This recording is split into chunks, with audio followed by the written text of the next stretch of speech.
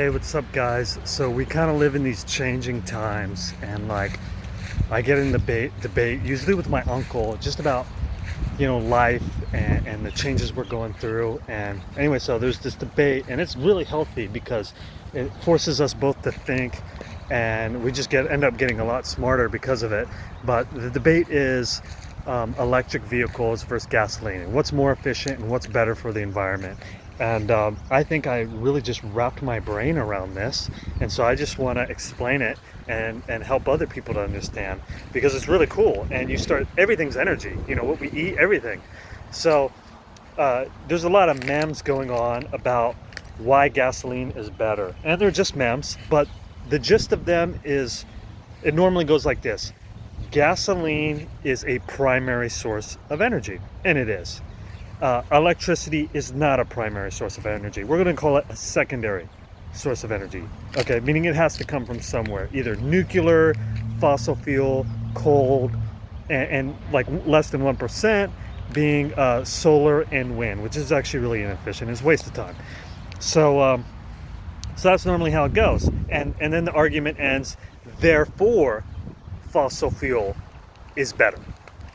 Okay, so yeah, our cars burn a primary source of energy, and EVs, electric vehicles, use a secondary source of energy. That's a fact. I can't change the facts.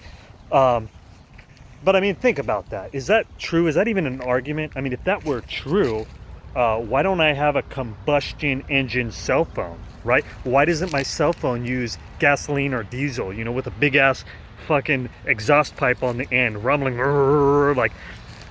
Right, that'd be ridiculous. It'd be stupid. That's not how... That'd be dumb.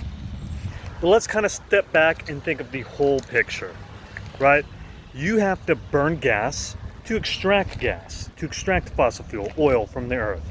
You have to burn gasoline to transport gasoline. Okay, they're burning gas just to transport gas, to get it to the gas stations. And then also, your cars burn gas while they're just sitting there doing nothing but idling in traffic. And there's no question, that's why we have the ozone problem. That's why there's a gigantic hole in the atmosphere, and that might be the reason why I age 20 years in the next 5 years, just snorkeling and going to the beach. And it might be why I'm wearing glasses. The sun's UV rays are just freaking blinding me, and it might be the reason why more of our youth are having to wear glasses. So now let's talk about efficiency, and how does efficiency work. And to really understand the efficiency of electricity, the efficiency of the combustion engine, we have to use the efficiency of our own bodies as a base. So we all know, it's common knowledge, that the average human being consumes 2,000 calories of food a day. What isn't common knowledge, but what a lot of cyclists do know, is that human efficiency is 25%. So that means if we consume 2,000 calories of food, we could only do 500 calories of work. You cannot do more than 500 calories of work a day. That's just the way we are. So where's that energy go? Where is that 75% energy lost? What's happening? That's called producing a turd. Digestion. Digesting food is the most taxing thing your body does. That's why Moses, Yeshua, that's why the Jewish prophets you read about in the Bible would fast. They would fast because then their body wouldn't have to digest food. And you know what happens after day 3 of not eating food and your body's not exerting itself like that? You begin to regenerate stem cells. Wow, it's like Gandhi and these Hindu people and all these religious zealots actually knew what they were doing. So anyways, human efficiency is 25%. The combustion engine has an efficiency of 18%. It's even less efficient than a human being, meaning most of the energy is going out the back end and just destroying our ozone. That's what's happening. Electricity is the most direct form of energy. It has an efficiency, bare minimum, 75%, 3 times more efficient than a human being. It's normally around 80% efficiency, electricity. That means if whatever a Tesla Model 3, whatever energy it's drawing from the grid, from the power lines being plugged in, it's going to use 80% of that energy. I eat 2,000 calories of food. I am not going to do 2,000 calories of work. I'm going to do 500. Human efficiency is a quarter of that, 25%.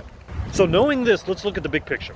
So you have to use energy to extract fossil fuel from the earth. We know that electric vehicles use a secondary form of energy, not a primary form of energy. So, but nonetheless, so we're going to continue burning fossil fuel no matter what, whether we're driving a combustion engine or an electric vehicle. So it's silly to think that we're going to stop drilling for oil. That's going to continue to happen. And it takes energy to transfer the fuel, to get into the gas stations. So what's better? Burning gas, extracting gas? Burning gas, transporting gas? Or using electricity to extract fossil fuel? And using electricity to carry the fossil fuel only to locations where it powers the grid, and that's it. And then using electricity for transportation. I mean, electricity is a secondary form of energy. It's true with our cell phones. You know, it's always been true. That doesn't make it less efficient. It's more efficient. Even though it's a secondary form of energy, it's a direct form of energy. And you're not wasting energy with the machine just idling, you know, well, as like with the combustion engine. And it has less moving parts. So it's maintenance free. Generally, it's maintenance free. You don't have to change oil, and I think people are just scared of change. But I think when you look at the whole picture, producing those batteries is also not good for the ozone. But overall, it is better. It is the better option of the two.